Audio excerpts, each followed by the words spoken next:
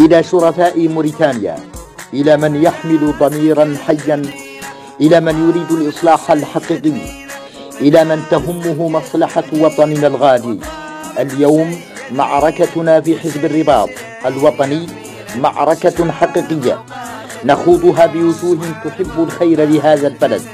معركتنا ضد الفساد والتملق، ضد الزبونية والمحسوبية، ضد التهميش والحرمان والإقصاء، ضد شراء الذمم، ضد الطبقية.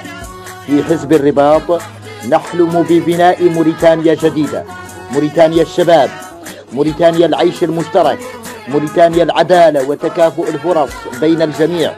وبتصويتكم للوائح حزب الرباط الوطني في الاستحقاقات القادمة تختارون الأنسب والأمثل لأحيائكم ولمدنكم ولبلدكم.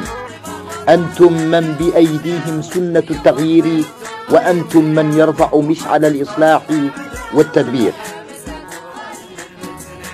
نهجنا أننا لا نشتري العقول بالأموال، ولكن نلح على ضرورة اختيار الأمثل. فموسم الانتخابات سينقضي وتبقى وجوه الفساد والإفساد تكتسح المجالس والكراسي، فلا تمنحوا أصواتكم إلا لمن كانت له رغبة في التغيير وبناء موريتانيا مزدهرة متصالحة.